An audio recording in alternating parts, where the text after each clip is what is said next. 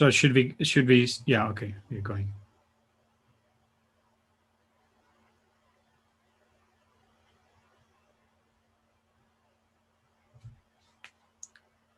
Can we start, or if there's some initial introduction from your side, or like how?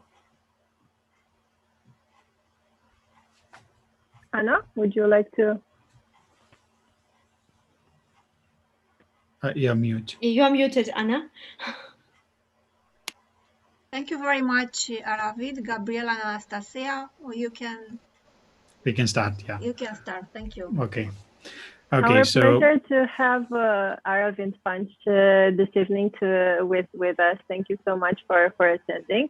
My pleasure to introduce him as a social and tech entrepreneur from Dream Space Academy, which I've had the pleasure to meet at the Science Engager of the Year finale for Falling Walls Foundation, which he won. So congratulations for that. And just a little bit of an introduction, but of course I'll give you the floor. We are going to learn more this evening about how Aravinth is empowering underprivileged communities in war-affected regions from Sri Lanka, and by creating an intellectual livelihood to solve local socio-economic and environmental challenges. Aravinth has co-created and personalized an empowerment model that starts with identifying motivated youngsters from vulnerable societies, training them with multidisciplinary workshops, and would love to hear more from you. But first, also, let me introduce also Anastasia, our partner from Lecturer Without Borders. Thank you so much for supporting us. Aravinth, you have the floor. Yeah, hi, thanks, Gabriela. Sorry, my son is gonna make some noise in the behind. It's a new normal, so please bear with that. Thank you everyone for the opportunity, and I hope it's audible. I got just my mic is here, and yeah, Gabriela gave an introduction, and my name is Aravinth, natively from Sri Lanka, based in Berlin, in Germany, currently now. And I'm a social and a tech entrepreneur. I have co-founded totally 9 organizations in the last year, 2 new organizations, so totally 9 organizations in Asia, Europe, and Africa. And if you look at the dynamics of them, some of them are social enterprises, solving fundamental challenges in that local region, and some of them are technical tech enterprises or startups, solving kind of a for-profit organizations, and the other ones are non-profit organizations. So today I would love to share my story, why I do what I do, and how we are tackling the challenges, which could be similar in many ways in your region. That's what you have to identify. And so most of the things that we do, which are very familiar for global South countries, the challenges that they face, so that how we tackle that in Sri Lanka. So the topic today itself is the skills for the future. So in a one sentence, as a quick that I can say, the skill in terms of the future skill, the sustainable skills, is something interdisciplinary, and that is what we say, that it's not just going to be electronics engineer or medical doctor. It's that the future is not going to be like that. Everyone needs to learn and practice probably different disciplines of science, technology, engineering, humanitarians, and so on. And how we are creating such an environment for youth and youngsters from underprivileged community in Sri Lanka to be prepared for the future, and to have that future preparedness. And so I would love to share my screen now. Just take this here.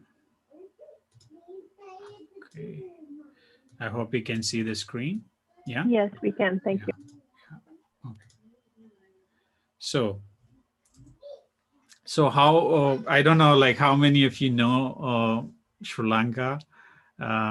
Nothing. It's a small country, a relatively small country for Asia, but I don't know how many of you are aware of the history, and so we are the lowest tip of the South Asia, so basically in the middle of Indian Ocean. Due to several reasons, 30 years ago, 40 years ago, there was a conflict that happened from in the country that extended for 3 decades. So that conflict has caused huge socioeconomic and environmental damages in the country. To have such damages, you don't really also need a conflict. It can happen even in a normally functioning country, so that you can find a relevance. And but what happened, that all large number of international aid organizations in global South, as you can see, like UNDP to in the government organizations, international, they try to support these countries like Sri Lanka, but most of their imported solutions for the local problems didn't solve the local problems sustainably. They just worked, they did something, they helped for a short period of time, but it didn't sustain. So we decided, okay, we really want to empower the local people to solve the local challenges, and that's a true sustainability. And that's how Dreamspace Academy is formed. Is a community innovation center. It's not a traditional school. It's not like a makerspace or STEAM, robotic, these kind of extracurricular organization. It is an innovation hub on its own, but it's owned by everyone. So it's a community to tackle the complex socio-economic and environmental challenges. And we use challenge-based learning as a methodology. We don't use subject-based learning. We don't use project-based learning, as you might find in makerspaces and STEM, STEAM, robotic programs. We use challenge-based learning, and how we do that you're gonna see in the next steps. So basically, we are a non-profit organization. We wouldn't just want to protect underprivileged communities and environmental ecosystem, but we didn't put ourselves as a traditional NGO that someone gives us money and then we just drive it, live on that. And we always found ways to generate some form of cash flow from the innovations that we are making so that we can sustain ourselves. So two big focus for us. So two big verticals. So we have one side, as it's a social mission, where we have a lot of social activities, and then we have a business mission where we generate some business and cash flow.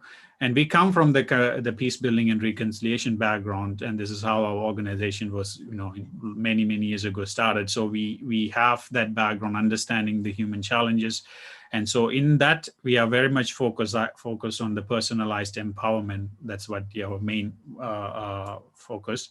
And of course, as you can see, that we do other things. We know that if something is useful for us, if we have a knowledge that could be useful for someone else, so we try to outsource it so that we can get some cash flow to sustain ourselves.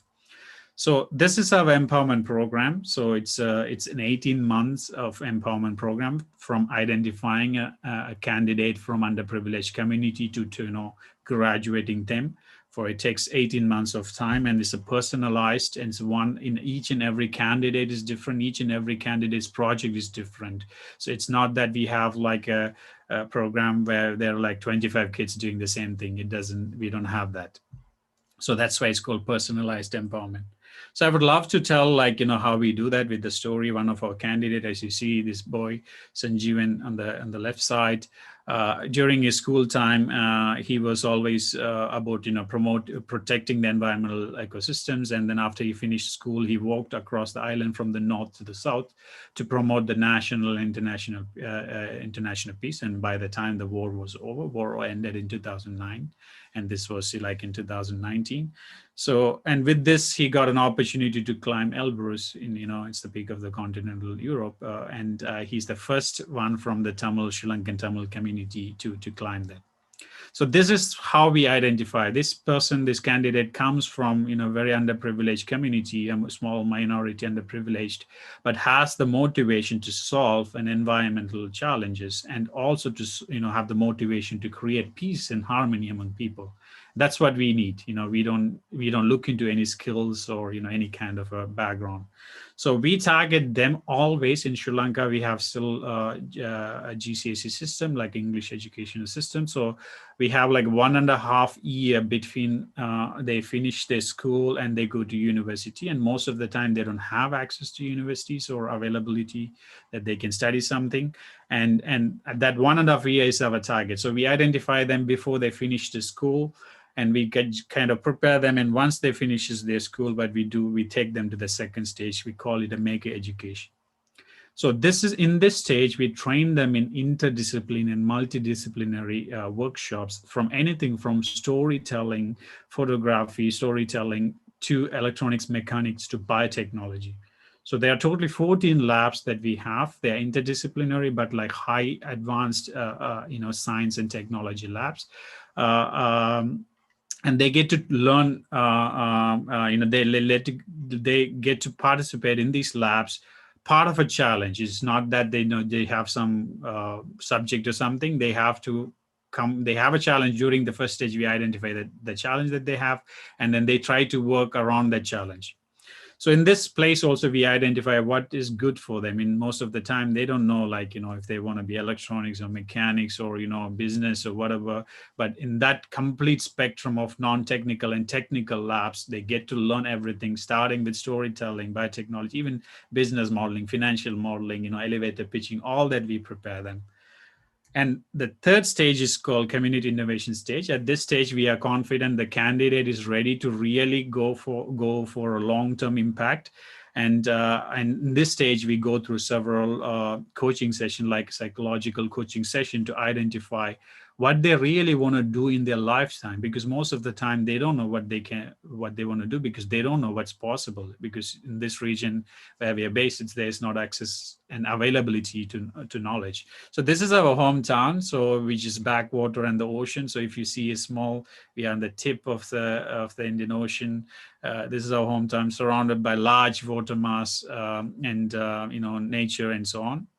In this candidate's situation, we identified that the candidate wants to work in water, even though his parents thought that he wants to become a lawyer. But like after going through several sessions, we identified candidate wants to hike and dive and to work in the water domain. Once we identify their domain, and what we present to them is a challenge our society is facing. And if the candidate is ready to take this challenge and develop an immediate kind of a solution for that. In this case, for our region, when tsunami hit in 2004, in our region itself, 40,000 people died within few minutes. It was a straight hit, as you can see the map from Indonesia. So, and then we used to have a lot of biodiversity on our backwaters, and there's a lot of poaching happening for the manta rays and the sharks and the seagrasses and seahorses. So we saw that, a lot of water related, the biodiversity, the blue ecosystem is being affected, and this is our backbone. We need to protect our blue ecosystem.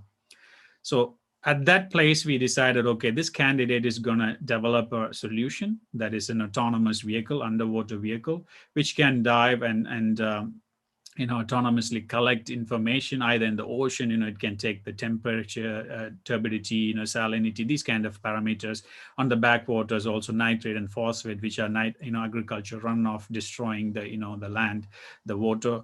And in this way, we can have some device which actually measures, and so that we can present this information to the higher authorities to develop programs to protect them. So that's how he started with this project, and this is his underwater glider based on open source designs. He started developing based on, it's a commonly, and we reach out to the original contributor, and then we build it, and we add our contribution on top of that. And this stage is very important. These kids in a global South, you can never speak about environmental challenges without speaking about socioeconomic. And their families, when they finish their school or something, they would ask them to go to Middle East and do some labor jobs and something like that, because they need to be incentivized. They need money to survive. So in this stage, every student is getting money kind of a stipend or kind of a salary, so that they are fully dedicated delivering what their goal is. It's for their life, to fulfill their life. We have to give that money. That incentivizes them as well as their parents, so that they don't disturb the kids. And so once this stage is completed, the third, fourth stage is usually we have a lot of in-house knowledge of multidisciplinary things, but sometimes always in every candidate, every project is different. We always need some international experts, and that's what we bring in. We bring in like international experts from Europe to Sri Lanka, stay with us for like few weeks and train our team and the candidate on that topic. And also we send the candidate to an international organization to get kind of a quick training and crash course, kind of a quick training on this thing.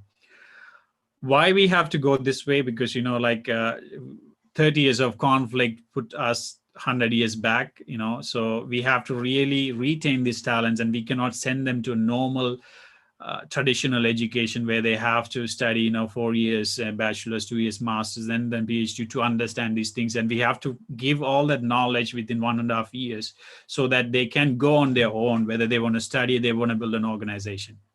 So in his case, in this candidate's case, we presented this his project and his whole story. So everyone is trained to write their proposal and trained to tell their story from the first moment. So then we presented it to an organization in Gran Canaria called Placan. It's actually in the middle of the ocean. This is the only deep sea exploration center in the world where they have all these underwater vehicle to profile everything from Gran Canaria to Bahamas on a single charge. So they have these underwater gliders, which cost 200,000 euros. And our solution costs around 2,000 euros, 100 times cheaper, open source and accessible for everyone. And he was selected. He was the only Asian got selected for this, to get trained in this center. And this is where he would have learned everything about ocean observation and underwater exploration. But unfortunately, because of Corona, they have to close down the borders. And probably this year, maybe end of this year, he might be able to go there and learn much about it. But anyway, it didn't stop him. And then we go to the last final stage where we train the candidate to pitch this idea on business modeling, financial modeling. And he went to several international competitions and startup competitions and pitched his idea. And he has a prototype now functional, and he went to present that with the relevant stakeholders. For example, Asha, she's the only marine mammal biologist of Sri Lanka protecting the blue whales of our ocean. So blue whales are the biggest ones in the world, biggest organism in the world, and the biggest of all the blue whales are in our water, in Sri Lankan water. So they have to be protected. So her organization is doing that, and they have to dive a lot and collect a lot of information and so on. And this solution, that the stakeholders validate, yes, if you have a solution, something like this can really save their time and their money and the resources and collecting the data that they need. And of course, they cannot afford 200,000 euro underwater glider. And so that's how, when the candidate is bringing the whole story to an end with the prototype, functional prototype, and validating with the stakeholder, we graduate the candidate, and candidate is trained to organize, to manage a team and build a team, do the business modeling, financial modeling, technical and everything. And they go on their own and build their own enterprise. And then ultimately they are even building that pioneer in that industry, building that industry. In Sri Lanka, which normally doesn't exist, So this candidate already recently graduated, and he has 25 people in his team, and he has the organization is called Ocean Biome, and he has been doing like ocean technology, ocean storytelling, ocean protection and conservation. They're very young kids. Usually in Sri Lanka, when someone study oceanology, they become clerks in bank because there is no such industry where they can go and work. But this candidate is creating that future, the skills of the future, so that they don't have to go to another country searching for the job of that what they love, but we are creating where we are based in. So that's how our empowerment life cycle goes. A lot of training, a lot of people behind in each and every story, and in each and every candidate is different. So I will also give a little bit of behind the scenes of other candidates, other projects, because we are talking about multidiscipline and interdisciplinary. So we have a huge team, internal and external team, working on several things, and very diverse. We have like a lot of mentors, including Darina has just joined on the call. We have like a lot of international mentors on different topics of our labs. As you said, we have multidisciplinary labs. So electronics, software, mechanics, business lab, art lab, biotech lab. We have a story lab, space lab, and we have several other labs which are like early stage of the construction. So we have like non-humanitarian labs, like a policy lab. We really want to bring human rights and to people in the form of a story. And this is not, a lot of the time people don't know their citizens' rights, and things like the nanotechnology, fabrics, and edible, and several other things we have been working on. And for us, every lab is created when we identify a candidate who is interested in that topic. It's not that we created and like have everything and look for people. So it's always finding the candidate in those vulnerable societies, and then go through their session and identify what they want to do. And based on that, we build our capacity and infrastructure, everything based on the candidate, because we know that then we have a guardian, and we are doing it for someone for a purpose. So as I said, like, our community innovations are based on local challenges, open innovation, do our own R&D, and find ways to locally manufacture and find ways to, go to market as a social for-profit or non-profit social, product. So I can show you a few other complex interdisciplinary projects happening. Like, this is another organization called Circular Plastic, started from the Precious Plastic Project. It's been spinned off. The organization is started. It has a huge team, and it's been developing machines that can, shred plastic and upcycle plastic. And this candidate, she's also a very interesting candidate. She's in the early stage, 17 years old now. When we identified her, she's in a jungle village where there's basically nothing. I think they don't even have schools there. So when we identified her, she found a mentor, and she has been developing a biofilter by grinding this Java plum seed to remove cadmium pollution from water. That village, if you go there, they don't even have like normal buildings there.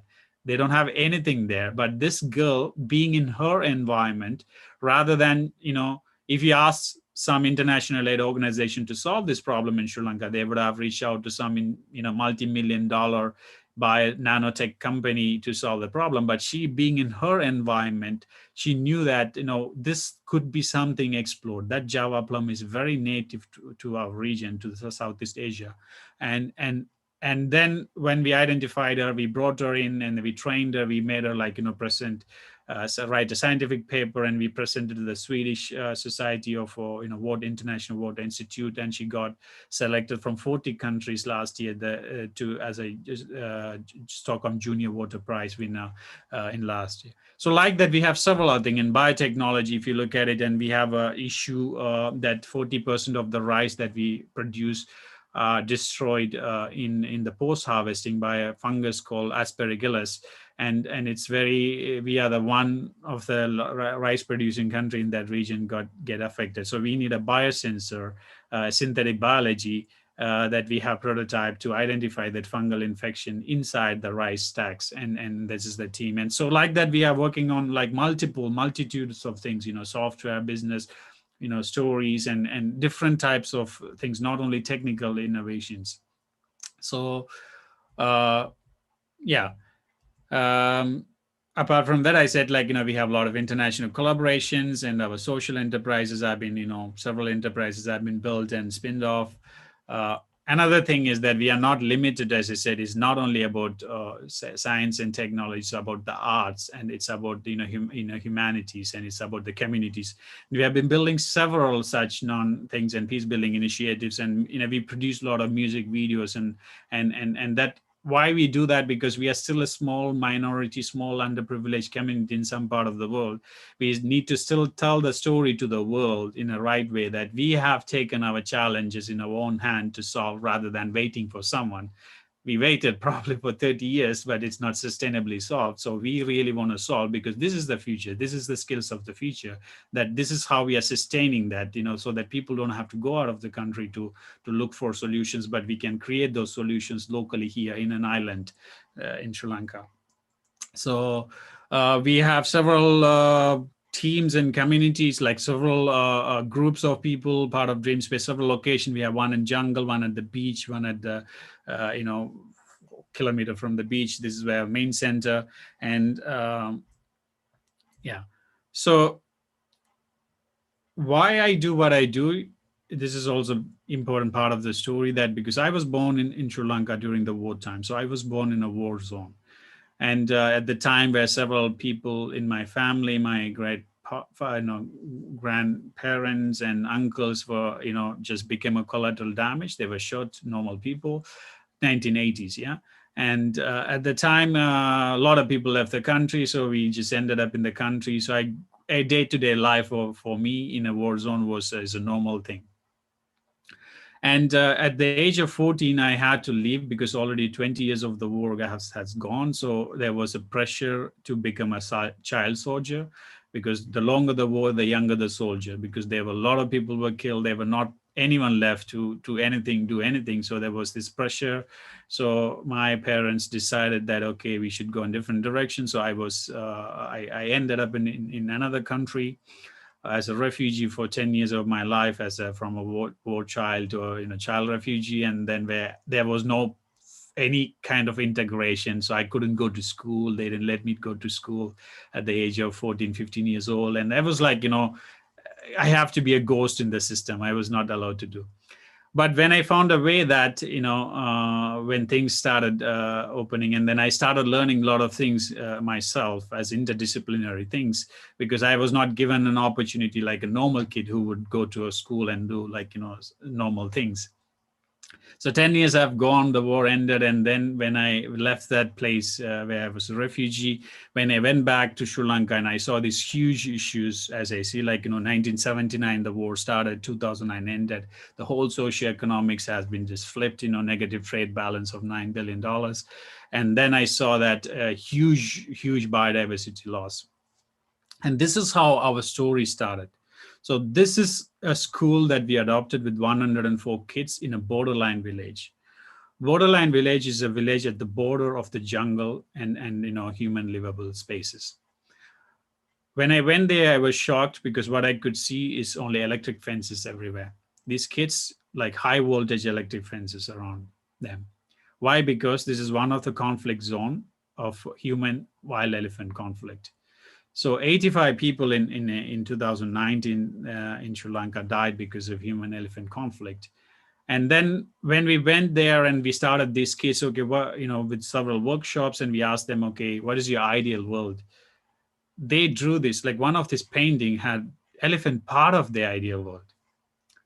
Then we tried to understand. We started because we asked these kids, one in third kid told someone in their family died by an elephant.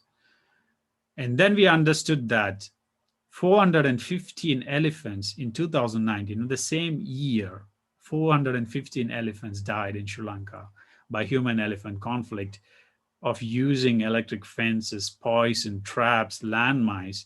These are the solutions given to them by some people who are not part of this ecosystem, not people who do not understand the context and the problem and the coexistence. So that's how we decided, okay, we need to empower these people, and we have to empower them to solve their local challenges and coexist with the nature. But these challenges are very complex challenges. It is not just enough to teach people how to program and code something, because we are talking about real world challenges. That's what we have to go, everything from storytelling to biotechnology as an interdisciplinary knowledge, challenge-based learning, so that they can be prepared and they can, co-create their coexistence in their future. So that's all about ourselves and how we created this educational methodology, which works well for us. Maybe some parts of it might work well for Romania as well. So I'm open for questions. Thank you so much, Aravinth. Not only such an inspiring story regarding Dreamspace Academy, but your personal story is inspiring in so many ways. I would like to open the session for our participants to address their questions. You can do that using the chat function, or you can unmute yourself. We are joined by teachers and mentors from our robotics program and from our partner Lecturer Without Borders, and some students mentors as well. Before we start with the questions, for which we have about 20 minutes, I would like to just say, Aravinth, that our mentors from the program work hand in hand with the student leaders. Every robotics team made out of 10, 15 members is led by the professor, but also by a student within the group. And they have initiatives in the community. So we are talking about working in a team, being a part of a community, organizing events, and your empowerment model speaks volumes to our program as well. And I would like to address you the first question, and then please, everyone who would like to address the question, just use the raise hand function or say in the chat. I would like to ask you, our students have their own projects. Some of them had podcasts. Some of them have founded their associations. They do charitable work. They can do social entrepreneurship as well. What advice would you give them, since they already have a team of 15 members and sky's the limit for them? So what advice would you give to our teachers and leaders as well, mentors and leaders of the teams? Yeah, so as in social entrepreneurship, I see that a lot of people, like if you look at in global north, people would just go to some other country in global south. They say they're doing a social work, but they are not the victims of the problem. And the people who are the victims of the challenges are the best, problem solvers of that problem. You can, even in the global north, you can see that if you have a challenge, if you try to solve your own problem, then it's the best solution. There's someone thinking a solution for your problem. So I would say that, as a first thing is to identify those realistic challenges, not like a luxurious challenges, realistic fundamental challenges as a goal, and then identify those people who have been affected by them, to understand their pain and then be a part of the story first before you start developing a solution. Second thing is, in a social world, as it in every organizational thing, technology is the least difficult part. The human aspect is the most difficult part, right?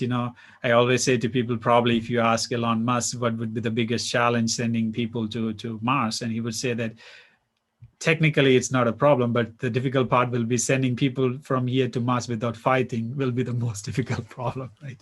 So that human challenges, there are so much differences, they in their cultural, in their thought, in their how they have raised up and so on. So you need to really understand and accept their differences. And that is very important. So we face that every day, because in Sri Lanka, we have it's a 3-language country with multi-ethnic groups based in Sri Lanka. So majority Buddhist, Sinhalese speaking people, and minorities are like, Hindus, Tamil speaking people, Muslims, minority, Christian minority, all are in 8-7% range minorities, Malay, and different group of people. So within every community has its own set of laws, and when you try to empower them, you need to really first understand their differences and then be prepared for that. And that is very important aspect of social enterprises, the human aspect. Thank you. Unless my colleague Anna would like to add something, maybe we can take questions. Well, I had some talking with a few teams some weeks ago about exactly similar problem, like not exactly the same problems that you raised in the presentation and which you refer into your activity, but each region in our countries having specific needs. And together, teachers and students, they try to help. And last year in COVID-19 first days, the robotic teams donated from their materials, and they built with the 3D printers face shields and face masks to help the medical system.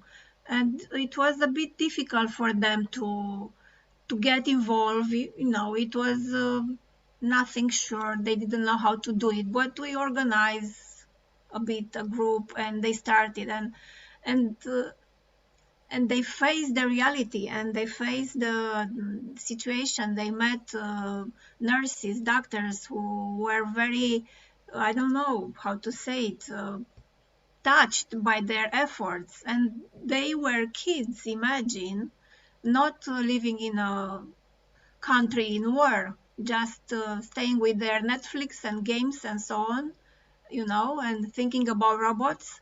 And suddenly they found themselves in a war situation, and they were a bit shaken.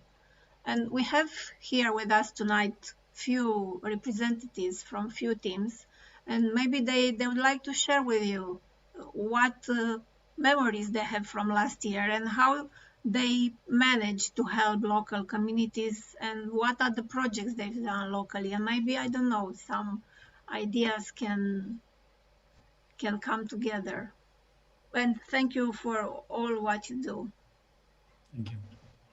Maybe I can add a little bit. I've been maybe 9 years ago to Romania. I've been in Oradea, I've been in Cluj-Napoca, I've roamed across the Carpathian Mountains, and I quite, a little bit learned about the region. I think there are some issues about the mountain regions. There are a lot of biodiversity loss there as well. A lot of animals started disappearing, and I think I read that because of this COVID lockdown, a lot of people were not hiking there or moving around, and these animals started appearing and things like that. So challenges are everywhere. It's just if it's an elephant for us and it's something else for you, that's the challenge is there. Yes. Well, vă invităm să puneți întrebări.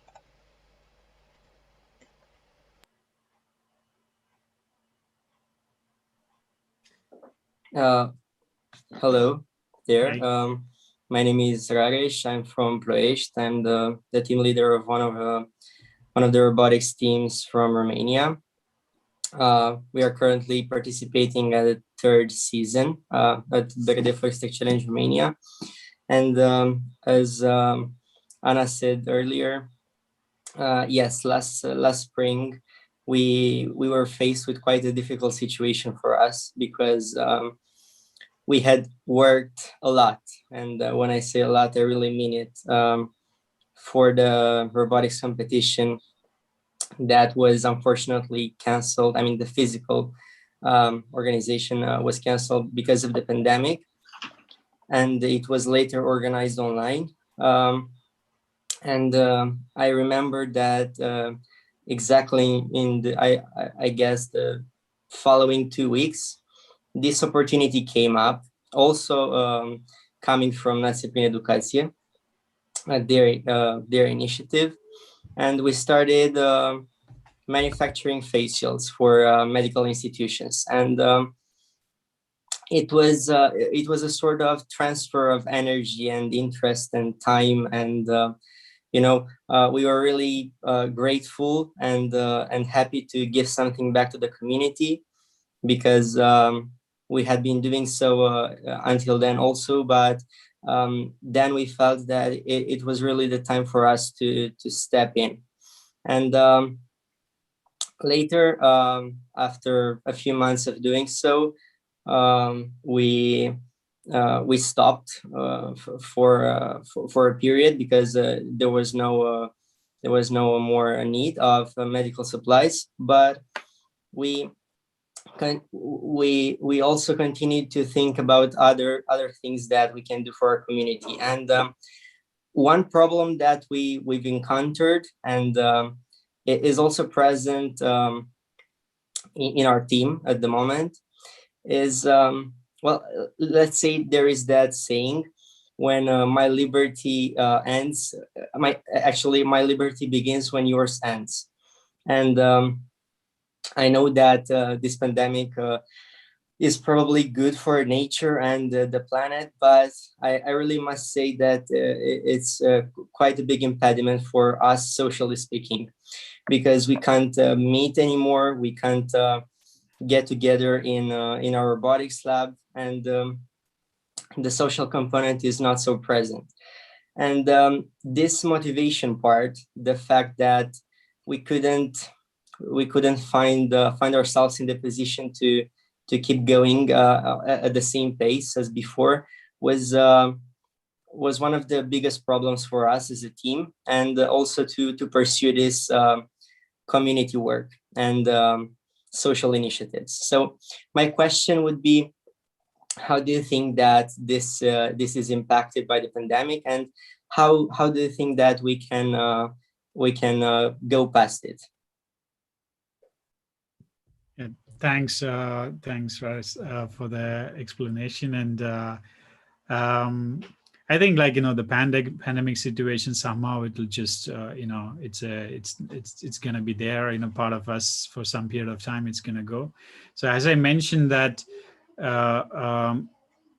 Most of you have been in a comfort zone till this happened, and then this happened, and all of a sudden you see that how unstable a world can be, right?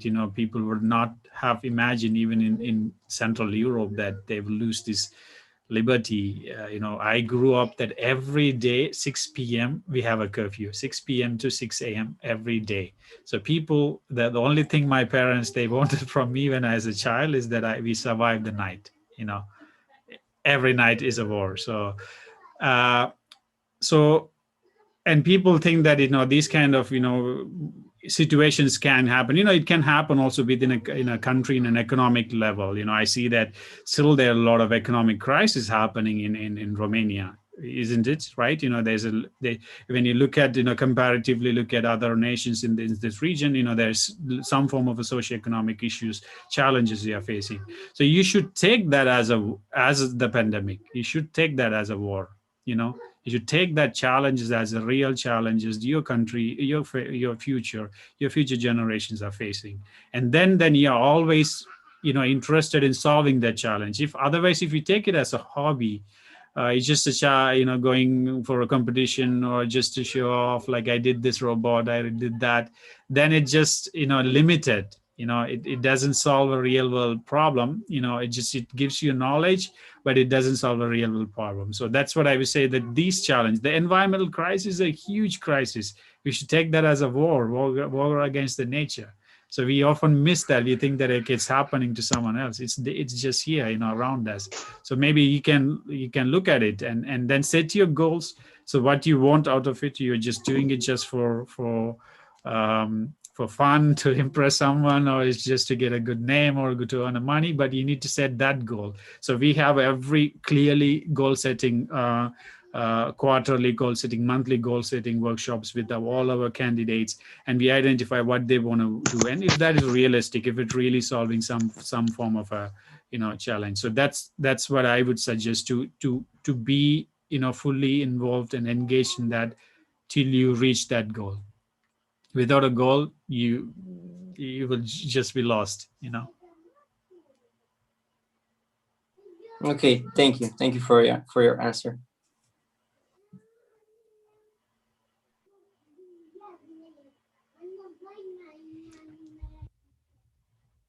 So if there's anything,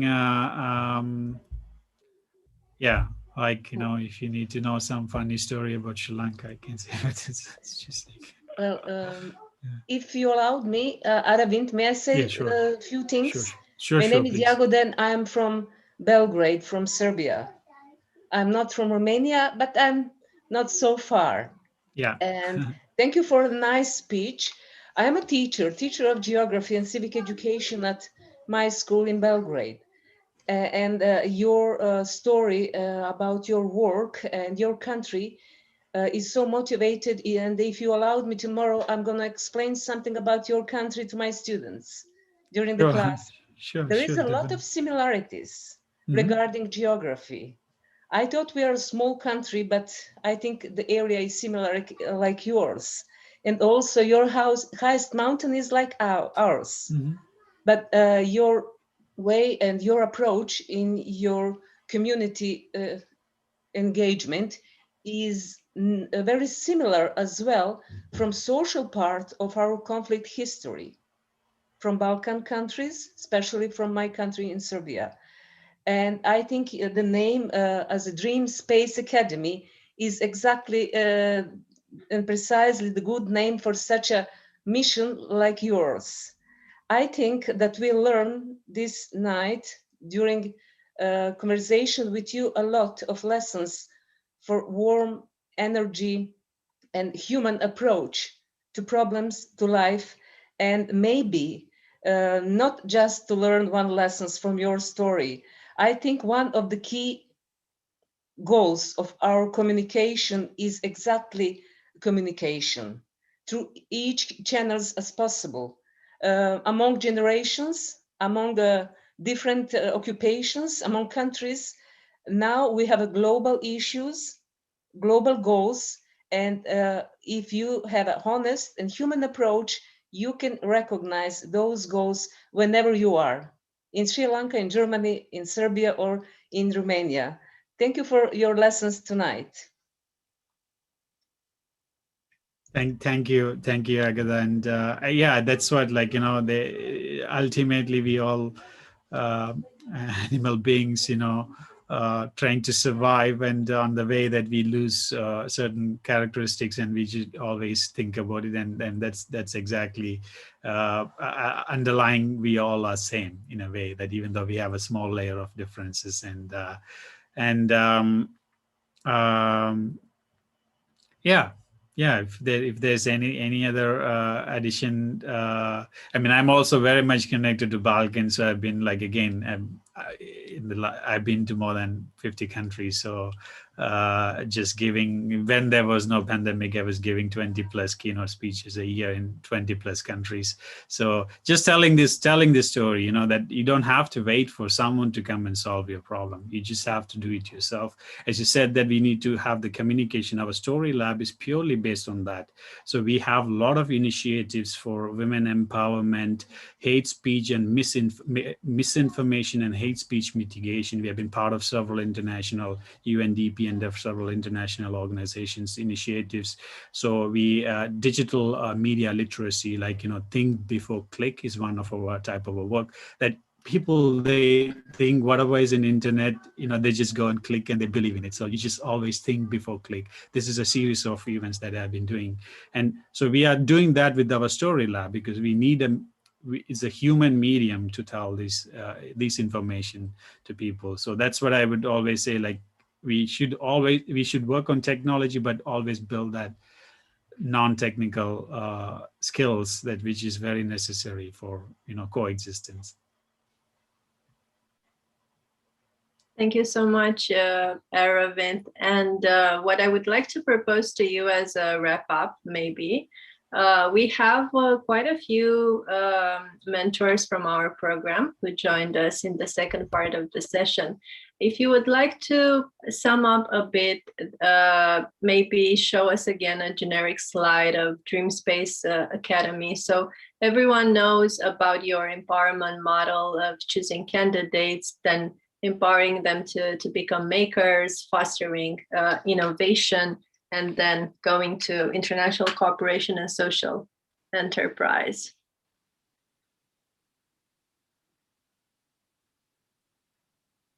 I cannot hear you.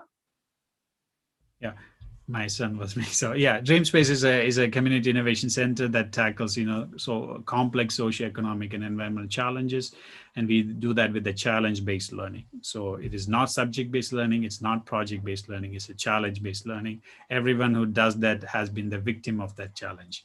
And we are a nonprofit organization protecting the underprivileged communities and environmental ecosystem. We have several activities, but like main focus is on this empowerment program called Personalized Empowerment. We also call it as a Dream Space Lifecycle, which is an 18 months program. Starts with discovering a candidate, and identifying that candidate, initial interest, and then taking them and training them in interdisciplinary workshops. Once they are there, and then some people we need to identify if they can really do that for, in a long term, and then we take them to another stage where we identify a local challenge, a solution, an intermediate challenge, an intermediate solution for that challenge, and build their capacity in that, so that it's not that they just identify, but they're able to build a product or a solution.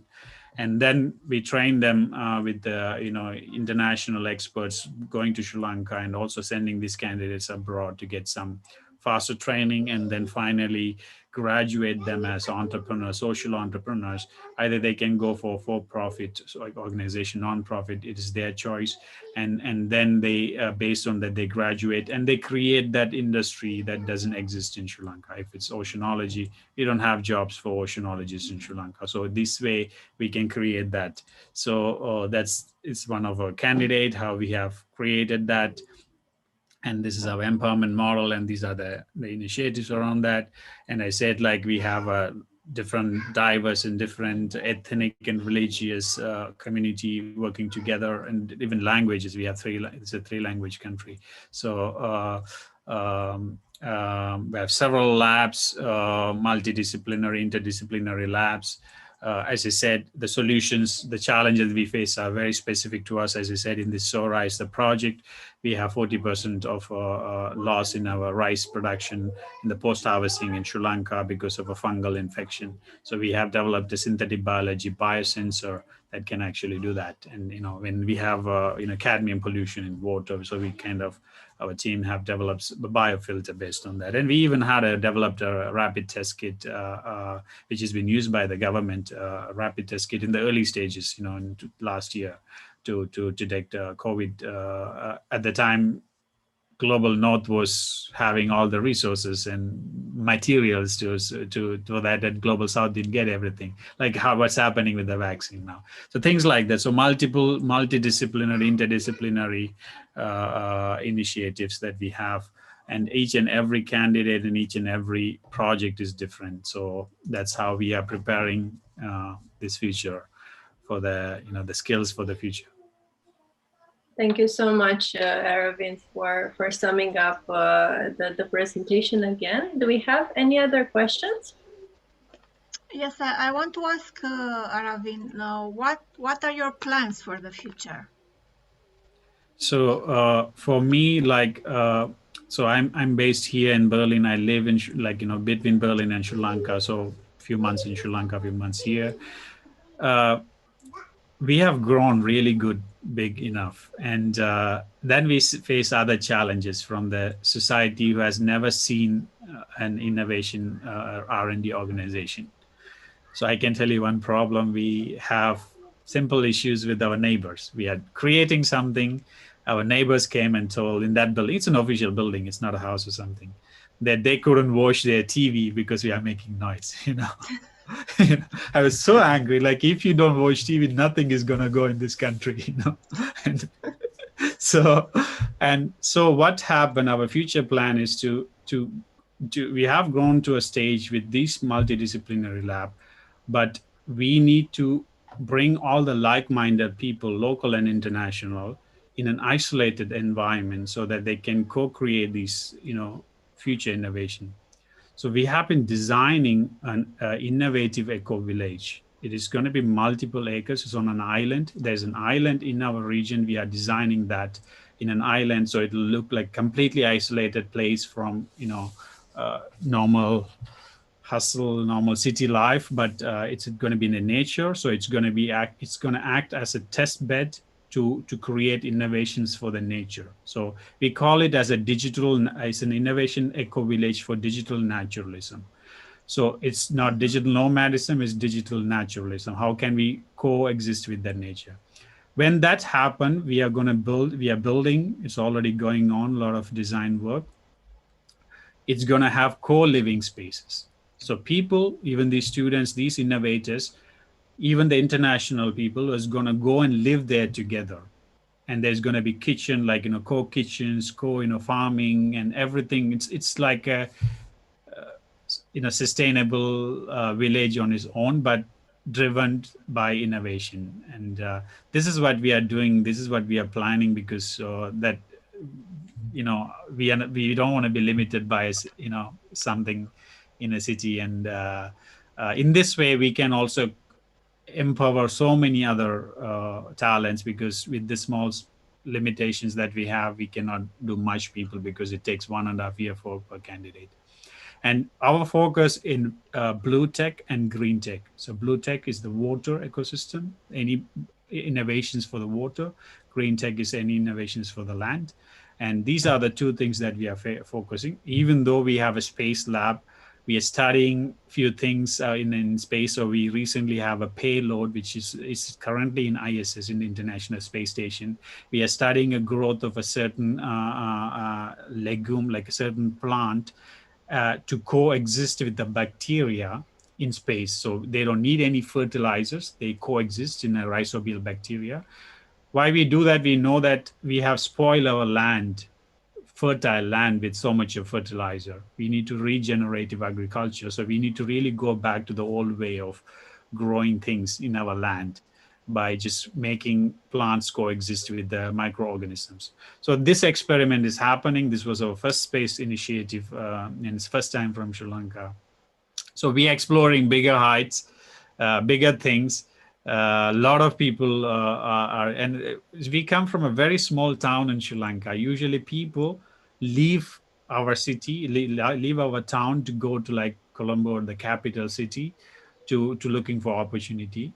In the last few months, people are leaving their jobs, big jobs in Colombo, the capital city. Other people, even different ethnic group, they don't belong to our community. They're coming to our region looking for this opportunity, because they see this is the future. So we are even flipping that, employment status by being in a small, town. So I think that's what we envision. One day I could say that we have an island full of crazy people creating innovations. It's a small island, we own some part of the island, my father, but it is a good island. And how you cover the fundraising part, or Yeah. who is helping you on that? So we started with as a social loan with the Swiss organization called Bookbridge. They gave a loan initially, and with that we kicked off. And then I said, maybe this is an important question for any sustainability of an organization. I'll share the screen again. So that's our business side, right? This is, once we build our capacity, let's say that we know how to design electronics from ground up. We know how to develop like highly complicated AI system or like a biotechnology. If it is useful for us, it is useful for someone outside as well. So we sell these as a services. And this is how we generate a lot of money, by doing outside services for other organizations whenever we have availability, one way. So that's the service providing, international aid projects. We go to all the biggest international aid organizations, whether they are doing humanitarian projects, peace building, reconciliation, even the UN. We convince them that we are also doing peace building by open science. So we don't ask people like traditional peace building initiatives. If you look, they will take people of different ethnic groups and religious groups, put them in a room, give them some drink and food and talk about it. We say that we are also peace building by bringing in people with the same passion together. That passion is open science and open innovation. So we could divert their existing peace building fund for open science. That's how we initially did a lot of the fund diversion. So that did little bit of policy making work. And I think to make a great change, you have to touch every aspect of the society and the organization. So we involved in that part, and then we brought that. So now, because they are recognized, they believe that we know that we are doing things. For example, during the pandemic, all of the organizations, really like survived, and it's, had issues. So we had one project with the Australian aid. We went and proposed them. It's called Skills for Inclusive Growth. This program, we told Australian aid that we can create 20 storytellers around ecotourism, because of every aid organization has a topic. In German aid is usually industrialization, vocational training. US aid is peace building and so on. Like the Australian aid is around cooking and ecotourism and these kind of stuff. So we said that we can create a program to create 20 storytellers. It's an 8-month program including accommodating them, feeding them, and we will create them from starting with camera handling to business modeling, digital portfolio creation, and how do they do the digital marketing, so that each of these candidates can start their own business, livelihood on their own.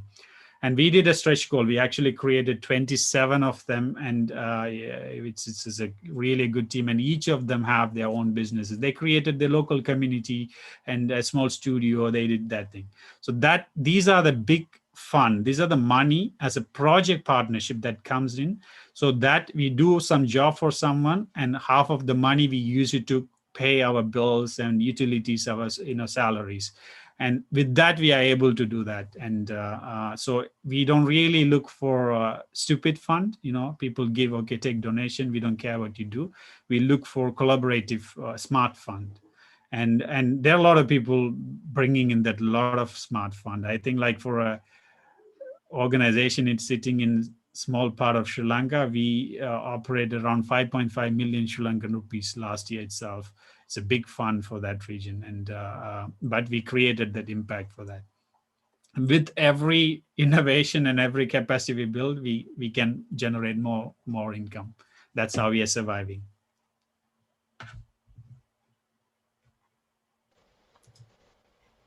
Yeah, so that's a very important thing. Wherever you do social business or whatever it is, always think of socio-economic. How can you feed yourself? Yes, very interesting. Thank you very much. And are you having partners, companies or NGOs in other parts of the world? Yes, I mean, definitely. I mean, as I said, like all around the world, probably 100 partners, or maybe, in different things, network partners and project partners and funding partners and different partners we have. Like, for example, Anastasia, like Lecture Without Borders is also, we are partners. So if anyone could fly, if they fly to Sri Lanka for holidays, they could actually work with us.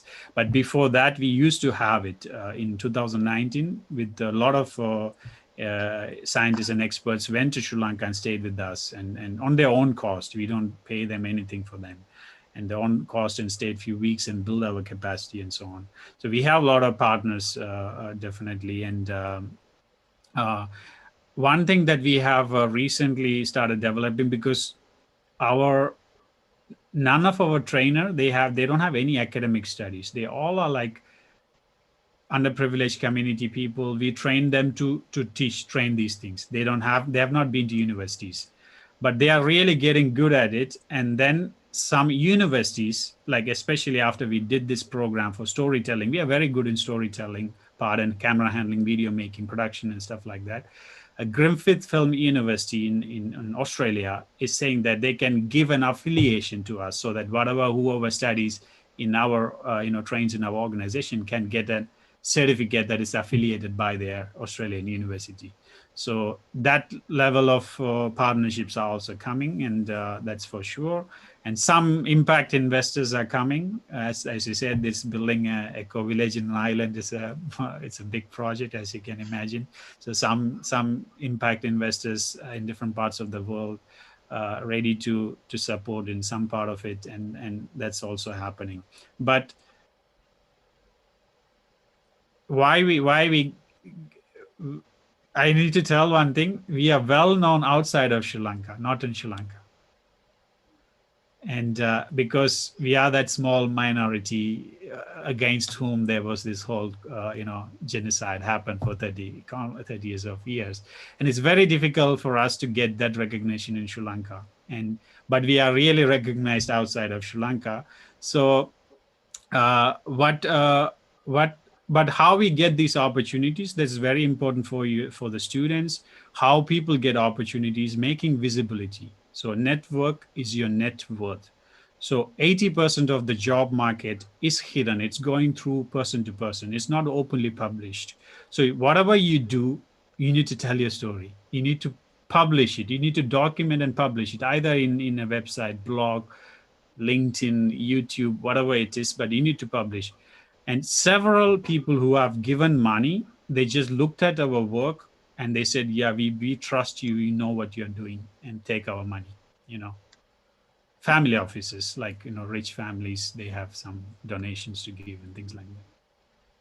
So that's what is a biggest advice that I give to. And we train everyone in our organization to be globally visible immediately, even if they don't know how to do it. Yeah. Thank you very much. Your presentation was very inspiring, and I can relate to some things from what you said. And for sure, we may build a bridge over the Definitely.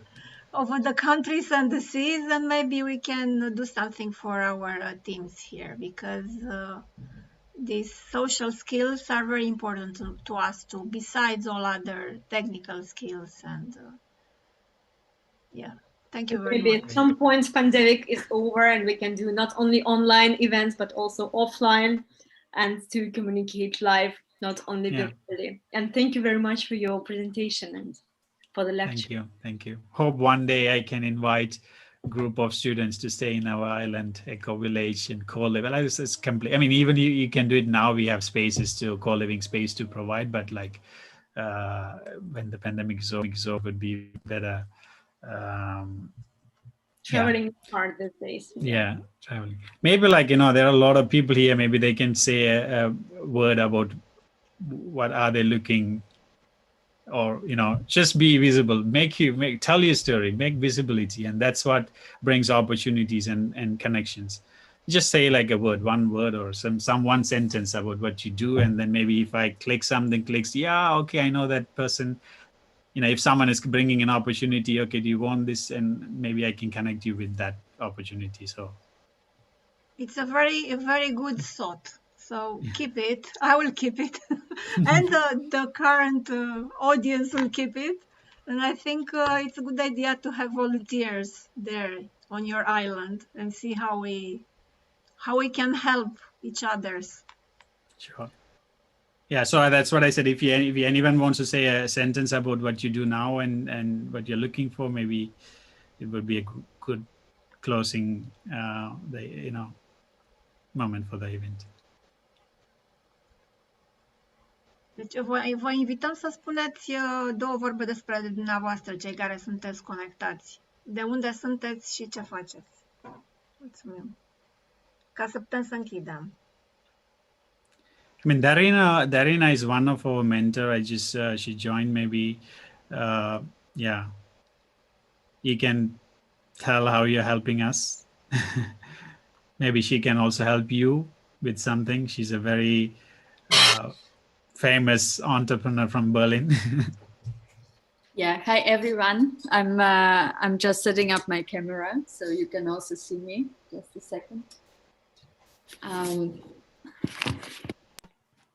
Yeah. It's a pleasure to be here. Hello everyone once again. Thank you for, I guess, inviting me a bit spontaneously on Facebook. And yeah, it was really good to hear the questions, really good to hear the feedback, and yeah, again, to listen to Aravinth. So I'm myself a very short intro. I'm a founder, a serial entrepreneur based in Berlin, and I'm also building sustainable businesses or businesses with purpose. At the moment, we are developing a solution to make agricultural supply chains traceable and fair. And yeah, I just help Aravinth and the team to sometimes structure certain business questions and guide through product development process. And I do believe in regular mentoring. I don't believe in one-time mentoring, and that's what we've been doing with Dreamspace Academy, basically blocking the time hour per week or every second week when I'm available to anyone who wants to answer, who wants to get the answers to their questions.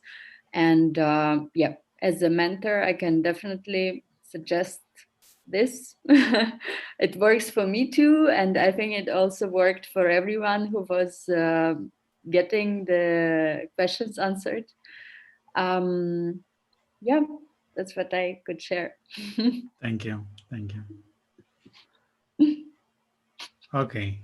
So then, yeah, if there's nothing more to discuss, and then I think we can close the session. And I think Gabriela is gone, lost her connection. Yeah. Yes, I will be here to say again, thank you, Aravinth, and we keep going. We keep the contact with you. Thank you very much for finding time tonight to stay with us, and all the best wishes to the other people here, which I don't know, but for sure we'll know in the future. Join us again. Okay. Okay. Great. Thank See you you. then. Have a nice Bye-bye. evening. Bye. Thank you. Bye. Have you. a nice evening. Bye bye. Thank you.